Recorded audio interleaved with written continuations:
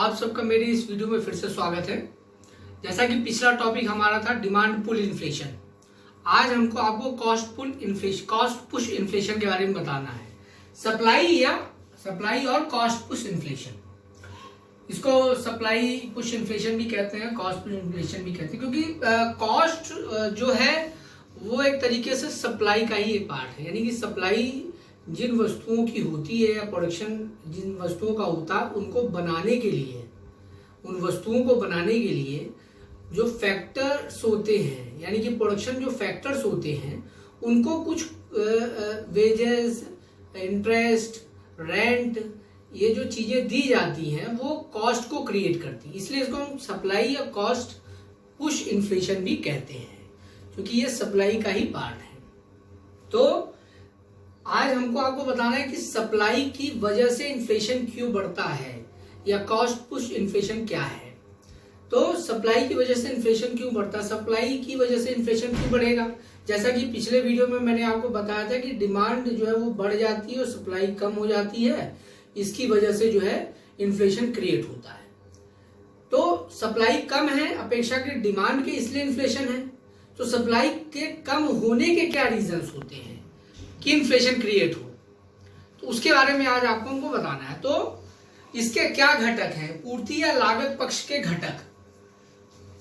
पहला घटक है इसका प्राकृतिक कारण, यानी कि नेचुरल रीजंस क्या हैं। नेचुरल डिजास्टर या नेचुरल क्लैमिटीज जो होती हैं, जैसे बाढ़, सूखा या किसी प्रकार की कोई और प्राकृतिक आपदा जो है जिसकी वजह से प्रोडक्शन लेवल जो है वो उसके ऊपर प्रभाव पड़ता है।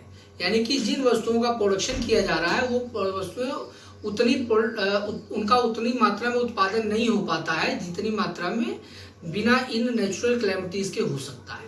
यानी कि बाढ़ के दौरान, सूखे के दौरान जो है प्रोडक्शन लेवल जो है प्रभावित होता है, जिसकी वजह से पूर्ति उतनी नहीं हो पाती है और डिमांड उसकी बनी रहती है। इसकी वजह से कीमतें बढ़ती हैं, तो इसलिए उसको सप्लाई इफेक्ट भी कहा जा सकता है। सप्लाई के कम होने की वजह से प्राइस जो है वो बढ़ रहे हैं। और वो हो क्यों रहा है, क्योंकि प्राकृतिक कारण के अंतर्गत, यानी कि प्राकृतिक आपदाएं जो होती हैं उनकी वजह से सप्लाई प्रभावित हो रही होती है। दूसरा रीजन है औद्योगिक संकट, इंडस्ट्रियल प्रॉब्लम्स। इंडस्ट्रियल प्रॉब्लम्स में क्या होता है, जैसे उत्पादन बंद हो जाए या किसी वजह से जो है इंडस्ट्रियल सेक्टर में जो है वो बहुत परिवर्तन हो, या फिर आंदोलन जो उसमें श्रमिक लगे रहते हैं, लेबर्स जो लगे रहते हैं वो आंदोलन करें या हड़ताल कर दें, जिसकी वजह से जो है सप्लाई जो है वो प्रभावित होती है। सप्लाई कुछ देर के लिए रुक जाती है, सप्लाई बंद हो जाती है और डिमांड चूंकि पहले से ही नॉर्मल रहती है, बढ़ी हुई रहती है और सप्लाई नहीं हो पाती, जिसकी वजह से जो है इन्फ्लेशन क्रिएट होता है। तो ये औद्योगिक संकट की वजह से भी हो सकता है। तीसरा रीजन है सरकार की व्यापारिक नीति, गवर्नमेंट की पॉलिसी क्या है ट्रेड को लेकर के। अब चूंकि ट्रेड जो फंक्शन करता है एक्सपोर्ट एंड इंपोर्ट के द्वारा, यानी कि एक्सपोर्ट और इंपोर्ट। एक्सपोर्ट मीन्स हम कहते हैं निर्यात और इंपोर्ट मीन्स कहते हैं आयात। लेकिन यहाँ पे सरकार की जो व्यापारिक नीति है उसका संबंध एक्सपोर्ट से है और ये सप्लाई को किस तरीके से अफेक्ट करता है। फॉर एग्जांपल, एक्सपोर्ट अगर सरकार बढ़ा दे, किसी वस्तु का उत्पादन आपके देश में हो रहा है, उसका एक्सपोर्ट जो है वो सरकार जो है वो दूसरे देशों को करने लगे, निर्यात को बढ़ा दे, तो उस वस्तु की सप्लाई जो है वो कम हो जाती है। यानी कि सप्लाई क्या होती है, वो कम होने की वजह से, और डिमांड चूंकि हमारे देश में उसकी बराबर बनी हुई है तो कीमतें बढ़ जाती हैं।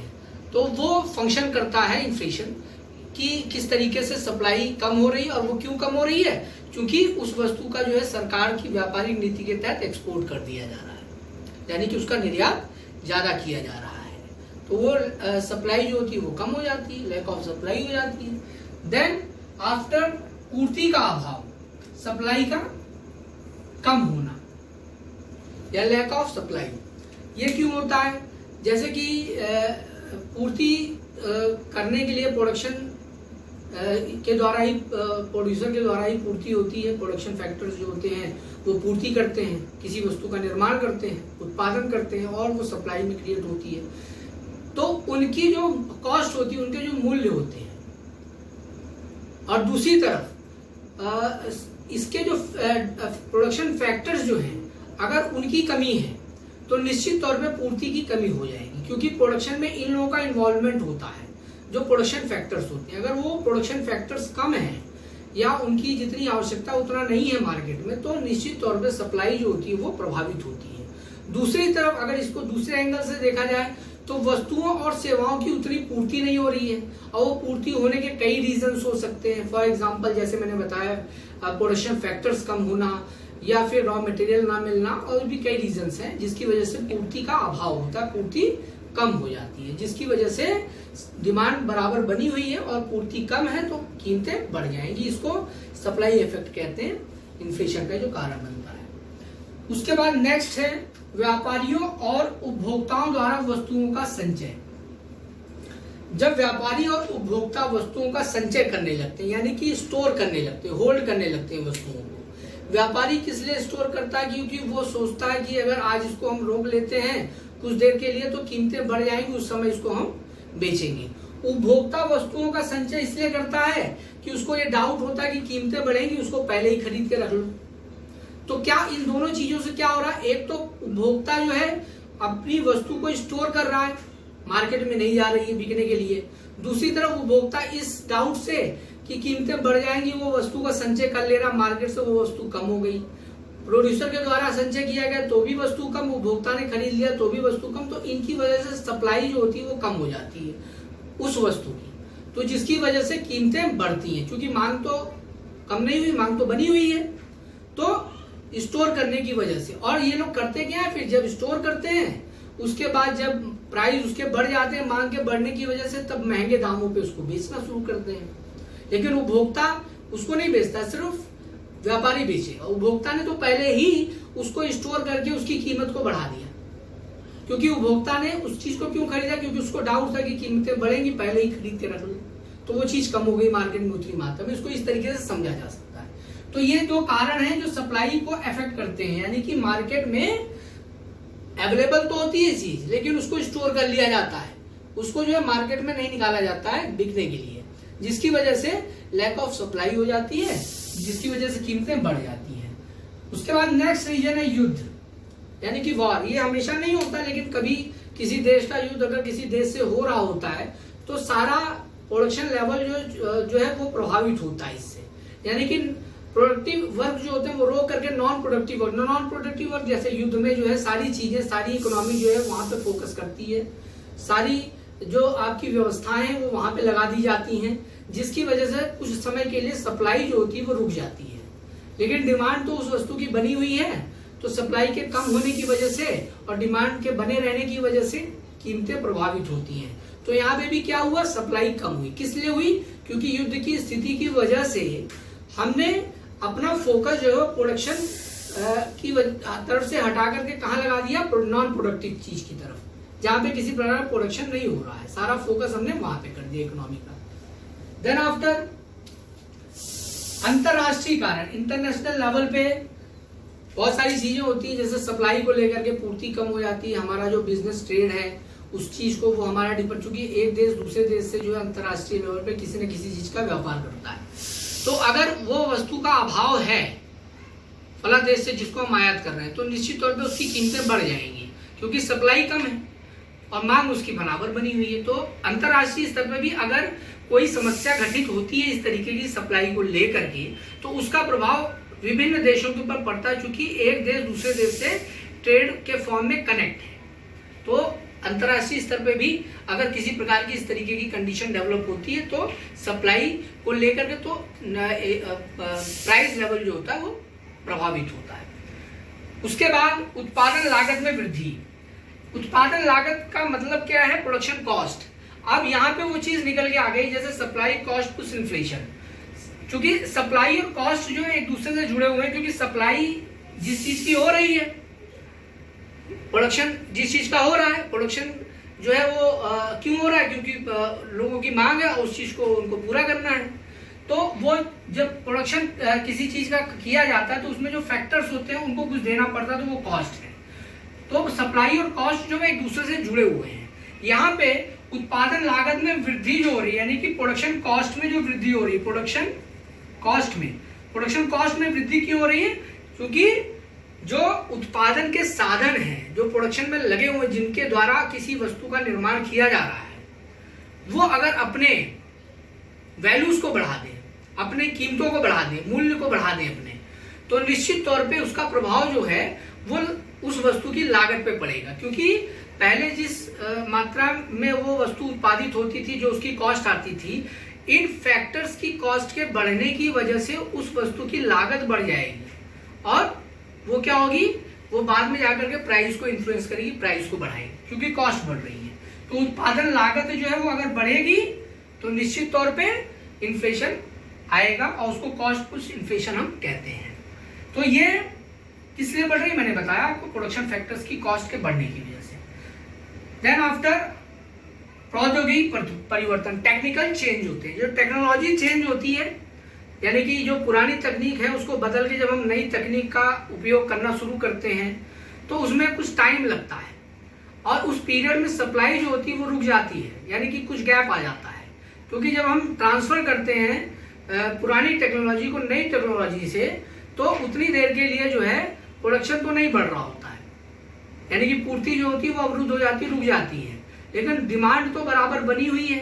तो कुछ देर के लिए सप्लाई के कम होने की वजह से जो होता कीमतें बढ़ती हैं, यानी कि सप्लाई क्या है, कम है और मांग ज्यादा है। और वो किस लिए है सप्लाई कम? क्योंकि हमने क्या किया, टेक्नोलॉजी में चेंज किया। तो टेक्नोलॉजी में चेंजेस की वजह से जो है सप्लाई के ऊपर इफेक्ट पड़ता है, सप्लाई जो है कुछ देर के लिए रुक जाती है। तो दीज आर द रीजंस जो कि सप्लाई और कॉस्ट पुश इन्फ्लेशन के कारण हैं, जिसके बारे में मैंने आपको बताया। अब ब्रीफली ये समझ लीजिए कि कॉस्ट क्यों बढ़ती है, कॉस्ट बढ़ने का कारण क्या है, या सप्लाई चूंकि कॉस्ट का एक पार्ट है तो उसको आपको समझना है।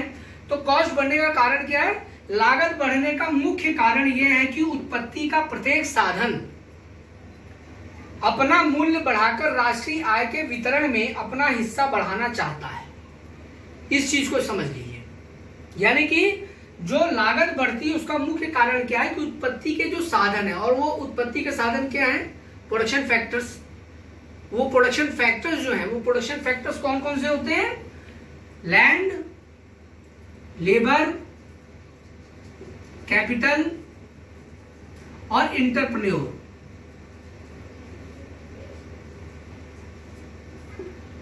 भूमि, श्रम, पूंजी और साहसी या उद्यमी, जिनको कुछ दिया जाता है, प्रोडक्शन में इनका उपयोग किया जाता है किसी वस्तु का निर्माण करने के लिए। तो लैंड को जैसे हम रेंट देते हैं, लेबर को क्या देते हैं, वेजेस देते हैं या सैलरी देते हैं, कैपिटल पे हम क्या देते हैं, इंटरेस्ट देते हैं, और इंटरप्रेन्योर जो कि उद्यमी होता है वो क्या लेके जाता है, प्रॉफिट। तो इतनी सारी चीजें जो होती हैं वो किसी चीज के प्रोडक्शन में इनपुट होती हैं, यानी कि इनका उपयोग किया जाता है और इन्हीं के द्वारा जो है फिर प्राइस जो है वो डिटरमाइन होता है किसी वस्तु का।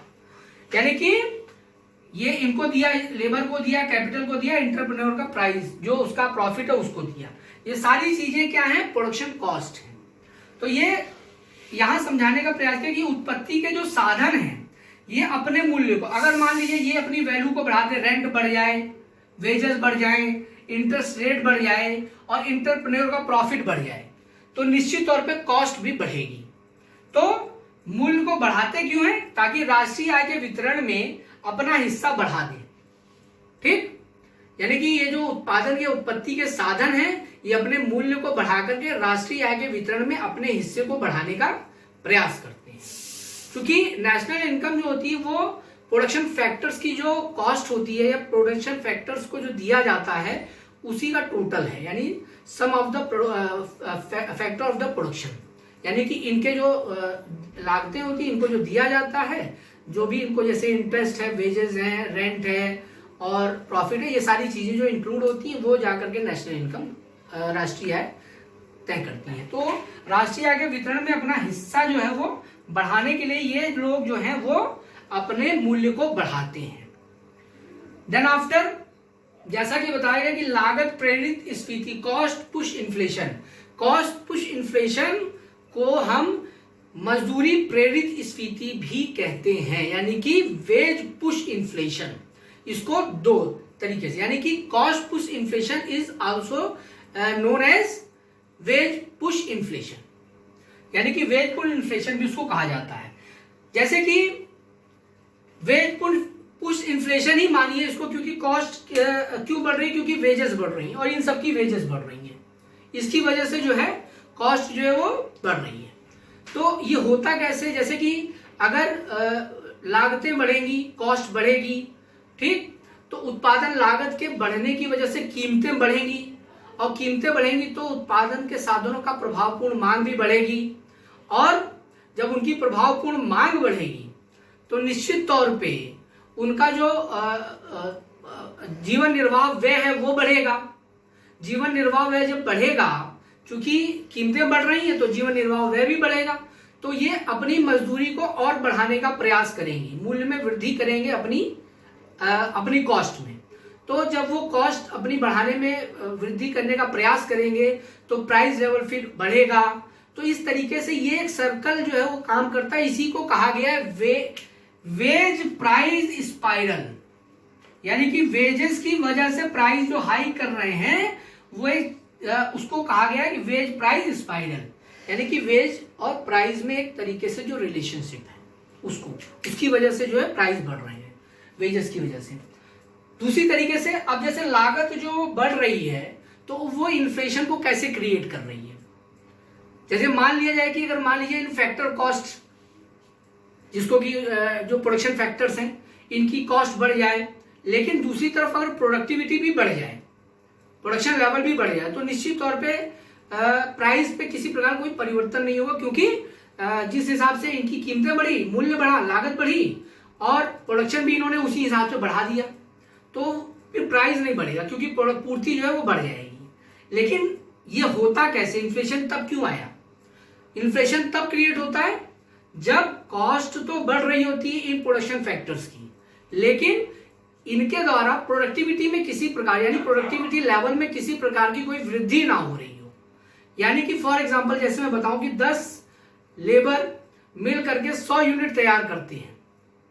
अब इन 10 लेबर जो है वो अपनी वेजेस को बढ़ाने में सफल हो गए, यानी इनकी कॉस्ट बढ़ गई, लेकिन जो 100 यूनिट ये बनाते थे 10 लेबर, वो उनकी प्रोडक्टिविटी लेवल वही का वही रहा, 100 ही यूनिट अभी भी बना रहे हैं, ना कि 100 की जगह 120 या 150। तो प्रोडक्टिविटी लेवल यानी प्रोडक्शन लेवल तो नहीं बढ़ा, लेकिन इनकी वेजेस के फॉर्म में कॉस्ट बढ़ गई। तो कॉस्ट तो बढ़ी एक तरफ, लेकिन प्रोडक्शन लेवल नहीं बढ़ा, यानी कि सप्लाई नहीं बढ़ी। तो क्या होगा, मांग तो बनी हुई, कीमत बढ़ जाएगी। तो ये कारण होता है। अगर कॉस्ट के अनुपात में प्रोडक्टिविटी लेवल बढ़ जाए तो कोई प्राइस हाइक नहीं होगा, कोई प्राइस राइज नहीं होगा। लेकिन चूंकि कॉस्ट बढ़ रही उस अनुपात में प्रोडक्टिविटी लेवल या सप्लाई जो है वो नहीं बढ़ रही, इसकी वजह से प्राइस राइज हो रहे हैं। तो ये मैंने आपको बताया। इसके ये सप्लाई और कॉस्ट पुश इन्फ्लेशन के इतने रीजंस हैं, ये घटक हैं जिनके मैंने बारे में आपको बताया। अब इसके अलावा भी और भी प्रकार होते हैं इन्फ्लेशन के, जिसके बारे में मैं आपको बताऊं तो जैसे कि और भी इन्फ्लेशन के प्रकार हैं, काइंड्स ऑफ इन्फ्लेशन हैं। जैसे कि इसको विभिन्न आधारों पे डिवाइड किया गया है। मूल्य वृद्धि की गति के आधार पर, यानी कि जो प्राइस ग्रोथ है या प्राइस लेवल जो है उसकी क्या स्पीड है, उसके आधार पे जो है डिस्ट्रीब्यूशन किया गया, यानी कि बताया गया है कि कितने प्रकार की स्फीति और होती हैं। यानी कि इसमें 4 बताया गया है: creeping, walking, running and galloping. अब इसको समझ लीजिए। क्रीपिंग का मतलब होता है रेंगती हुई, वॉकिंग का मतलब होता है जैसे चलती हुई, रनिंग का मतलब होता है दौड़ती हुई, और गैलोपिंग का मतलब है सरपट दौड़ती हुई या उछलती हुई या कूदती हुई। ये जो डिस्ट्रीब्यूशन किया गया, ये गति को, ये जो बताया गया, ये गति को बताने के लिए इसका यूज किया गया। क्रीपिंग का मतलब रेंगती हुई का मतलब है कि स्पीड जो है इन्फ्लेशन की वो कम है, अभी कम है। वॉकिंग का मतलब थोड़ा ज्यादा है, चलने लगी, कीमतें और ज्यादा बढ़ी। रनिंग का मतलब कीमतें और बढ़ी। और गैलोपिंग का मतलब कीमतें बहुत तेजी से रेगुलरली कंटिन्यूअसली बढ़ रही हैं। तो इस फॉर्म में, गति के फॉर्म में या वेलोसिटी के फॉर्म में इसको डिवाइड किया गया। दूसरा जो प्रकार है समय के आधार पे, समय के आधार पे इसको 3 समय कालों में बांटा गया, शांतिकालीन, युद्धकालीन और युद्धोत्तरकालीन। शांतिकालीन का अर्थ जो संबंध है वो एक तरीके से डेवलपिंग कंट्री से, विकासशील राष्ट्रों से है, क्योंकि वहां पे रिसोर्सेज का फुल यूटिलाइजेशन नहीं हो रहा होता है, कैपिटल उतना नहीं होता है और पूर्ति उतनी होती नहीं है, डिमांड जितनी होती है। तो उसकी वजह से क्या होता है, सप्लाई जो है वो कम है, डिमांड ज्यादा है, जिसकी वजह से क्या हो जाता है, इन्फ्लेशन होता है। दूसरा युद्धकालीन, युद्ध के दौरान जैसा कि मैंने पहले बताया कि वार एक ऐसी स्थिति है जिसमें आपका सारा का सारा जो है प्रोडक्शन लेवल जो होता है वो का यानी प्रोडक्टिविटी जो होती है वो कम हो जाती है। प्रोडक्शन की जगह पे आप नॉन प्रोडक्टिव चीजों के ऊपर ज्यादा ध्यान देते हैं। इकोनॉमी का सारा फोकस जो होता है वो युद्ध की तरफ होता है। सारे संसाधन, रिसोर्सेज आप यहां से हटा करके, प्रोडक्शन से हटा करके कहां लगा देते हो, युद्ध की तरफ। तो उतनी देर के लिए प्रोडक्शन जो होता है वो कम हो जाता है, यानी सप्लाई जो होती है वो रुक जाती है, जिसकी वजह से प्राइस जो है वो बढ़ जाता है। एंड लास्ट इसमें युद्धोत्तरकालीन, यानी युद्ध के बाद। अब युद्ध के बाद जो है, चूंकि युद्ध में काफी हद तक जो होता है नुकसान होता है, विनाश होता है, अब उसको मेंटेन करने में यानी दोबारा उसका निर्माण करने में, पुनर्निर्माण में तो बहुत सारी चीजों को लगाना पड़ता है, इन्वेस्टमेंट करना पड़ता है, पब्लिक एक्सपेंडिचर बढ़ जाता है सरकार का, जिसकी वजह से क्या होता है, क्वांटिटी ऑफ मनी यानी कि मनी सप्लाई बढ़ जाती है। तो एक तरफ जैसे मैंने आपको मुद्रा परिमाण सिद्धांत की तरफ बताया था कि जब मनी सप्लाई बढ़ती है, मुद्रा का परिमाण बढ़ता है, मुद्रा की पूर्ति बढ़ती है, मुद्रा की मात्रा बढ़ती है, तो क्या होता है, लोगों के पास ज्यादा पैसा होगा तो मांग बढ़ेगी, और मांग बढ़ेगी चूंकि ये मेंटेनेंस का पीरियड है, ये निर्माण का पीरियड है, तो सप्लाई इतनी तेजी से नहीं बढ़ती है जितनी तेजी से मांग बढ़ती, क्योंकि मांग क्यों बढ़ रही है, मुद्रा की मात्रा के बढ़ने की वजह से। इस वजह से सप्लाई और डिमांड में गैप आ जाता है, इन्फ्लेशनरी गैप, जिसकी वजह से जो है कीमतें बढ़ती हैं। उसके बाद तीसरा प्रकार है विस्तार के आधार पे, व्यापक स्फीति और खंडीय स्फीति। व्यापक स्फीति विस्तार के आधार पे मतलब कि इसका कितना इसका व्यापक असर पड़ता है अर्थव्यवस्था के ऊपर, उसके आधार पे बताया गया विस्तार के आधार। तो व्यापक स्फीति जब अर्थव्यवस्था के सभी क्षेत्रों में कीमतों में वृद्धि दिखाई दे रही हो तो इसको कहते हैं व्यापक स्फीति। और खंडीय स्फीति उसको कहते हैं जब किसी एक क्षेत्र विशेष में या कुछ क्षेत्रों में ही स्फीति के लक्षण दिखाई दे रहे हैं तो उसको हम खंडीय स्फीति कहते हैं। एक प्रकार ये है। देन आफ्टर अंश के आधार पे, जैसा कि मैंने कीन्स के बारे में बताया था आपको, कीन्स ने अंश के आधार पे इसको डिस्ट्रीब्यूट किया, डिवाइड किया दो आधार पे, एक अंशीय या अर्धस्फीति और दूसरा पूर्ण स्फीति। तो ये डिवीजन जो किया गया था वो किस आधार पे किया गया था, फुल एम्प्लॉयमेंट लेवल को लेकर के। तो फुल एम्प्लॉयमेंट लेवल के पहले सेमी इन्फ्लेशन अर्धस्फीति होगी। वो क्योंकि हम अपने रिसोर्सेज का अभी पूरा उपयोग नहीं कर रहे हैं, तो नेचुरल तौर पे सप्लाई उतनी नहीं हो पाएगी। दूसरी तरफ एम्प्लॉयमेंट जो है हो तो रहा है, अर्धस्फीति में एम्प्लॉयमेंट लेवल बढ़ेगा, धीरे धीरे बढ़ेगा, लेकिन अभी वो फुल एम्प्लॉयमेंट लेवल को पार नहीं कर पाया, तो निश्चित तौर पे उसको अर्धस्फीति के अंतर्गत रखें। कीमतें बढ़ेंगी लेकिन उतनी तेजी से नहीं बढ़ेंगी। देन आफ्टर फुल एम्प्लॉयमेंट जब पूर्ण रोजगार को हम प्राप्त कर लेंगे, यानी कि हम अपने रिसोर्सेज का भी फुल यूटिलाइजेशन कर रहे होते हैं, यानी कि उससे ज्यादा हम अपने संसाधनों का उपयोग अब नहीं कर सकते हैं, यानी कि सप्लाई को अब उससे ज्यादा बढ़ाया नहीं जा सकता, और हमारे जो एम्प्लॉयमेंट का लेवल है वो भी क्या है, टॉप पे यानी फुल है, इससे ज्यादा रोजगार भी नहीं दिया जा सकता है। रोजगार यानी कि फुल एम्प्लॉयमेंट का लेवल है, अर्थव्यवस्था में सबको रोजगार मिला है, तो सप्लाई नहीं बढ़ेगी, डिमांड ही बढ़ेगी। तो निश्चित तौर पे पूर्ण रोजगार के बाद अगर कीमतें रेगुलरली और कॉन्टिन्यूअसली बढ़ रही हैं तो उसको इन्फ्लेशन कहा गया है। तो एक प्रकार ये अंश के आधार पे, समय की अवधि के आधार पे, टाइम पीरियड के आधार पे अल्पकालीन स्फीति और दीर्घकालीन स्फीति। अल्पकाल के लिए, छोटे समय के लिए अगर अर्थव्यवस्था में स्फीति के लक्षण दिखाई देते हैं तो उसको अल्पकालीन स्फीति कहते हैं, और जब यही स्फीति लंबे समय तक चलती है अर्थव्यवस्था में तो उसको दीर्घकालीन स्फीति कहा जाता है। ये टाइम पीरियड के आधार पर इसका डिस्ट्रीब्यूशन किया गया। इसके बाद भी स्फीति के कई प्रकार हैं। फॉर एग्जाम्पल साख प्रेरित स्फीति, जैसा कि बताया था पहले मैंने आपको, जिसमें विक्सन महोदय ने और कीन्स महोदय ने भी बताया। विक्सन महोदय ने बताया था कि जब बैंक जो है वो लोन देना या क्रेडिट फॉर्मेशन ज़्यादा कर देते हैं, जिसकी वजह से लोगों के पास पैसा आता है, और वो पैसा जब उनके पास ज़्यादा आएगा तो वो अपनी डिमांड करेंगे, और सप्लाई चूंकि उतनी तेजी से नहीं हो रही, क्योंकि इन्वेस्टमेंट जब होता है तो थोड़ी देर के बाद उसके प्रॉफिट्स या बेनिफिट्स आपको दिखाई देने शुरू होते हैं। तो उसकी वजह से क्या होता है कि एक तरीके से गैप हो जाता है, इनकम तो एक तरफ बढ़ रही होती है लेकिन सप्लाई उतना नहीं हो रही होती, तो कीमतें बढ़ जाती हैं, और वो कारण होता है साख नीति के ऊपर, यानी साख में अगर वृद्धि कर दी है। दुर्लभता, कुछ जैसे वस्तुओं का जो प्रोडक्शन है अगर वो कम हो जाए, दुर्लभता का मतलब स्कैरसिटी हो जाए अगर उसकी, तो पूर्ति के ऊपर प्रभाव पड़ता है, पूर्ति कम हो जाती है, वो भी एक सप्लाई का ही इफेक्ट है जिसकी वजह से इन्फ्लेशन क्रिएट होता है। लाभ प्रेरित स्फीति, लाभ प्रेरित स्फीति का मतलब है कि जब इंटरप्रेन्योर, इसका संबंध किससे है, उद्यमी से है, साहसी से है, जो कि प्रोडक्शन फैक्टर है, वो अपने लाभ को बढ़ाने के लिए, जब अपने लाभ को बढ़ाने के लिए प्रयास करता है तो कीमतें जब बढ़ती हैं उसकी वजह से, प्रॉफिट को अगर किसी वस्तु का उत्पादन कर रहा है और अपने प्रॉफिट के पोर्शन को, अपने मार्जिन को वो बढ़ा दे तो कीमतें बढ़ जाएंगी, जिसकी वजह से इन्फ्लेशन क्रिएट होता है। तो ये है लाभ प्रेरित स्फीति। घाटा प्रेरित स्फीति, जब सरकार जो है वो हीनाट प्रबंधन का प्रयोग करती तो उसमें क्या करती, नए नोट छापती है, तो उसमें क्या होता है कि मनी का फ्लो बढ़ जाता है, यानी कि क्वांटिटी ऑफ मनी बढ़ जाती है। जब क्वांटिटी ऑफ मनी बढ़ती है, सार्वजनिक व्यय बढ़ते हैं, तो लोगों के पास पैसा आता है, तो एट ए टाइम डिमांड बढ़ जाती है, सप्लाई इतनी तेजी से नहीं बढ़ती है, तो उसको कहा गया घाटा प्रेरित स्फीति। मजदूरी प्रेरित स्फीति, जैसा कि यहाँ पे बताया ही गया है कि मजदूरी में जब वृद्धि होती है, उनकी वेजेस में वृद्धि होती है तो लागत बढ़ती है, इसकी वजह से जो है कॉस्ट बढ़ने की वजह से जो है वो प्राइस बढ़ जाते हैं।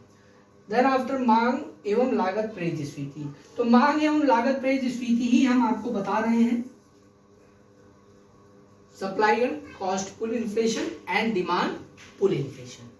तो मेनली क्या कॉमन है, ये डिमांड और सप्लाई ही इन्फ्लेशन को क्रिएट करते हैं।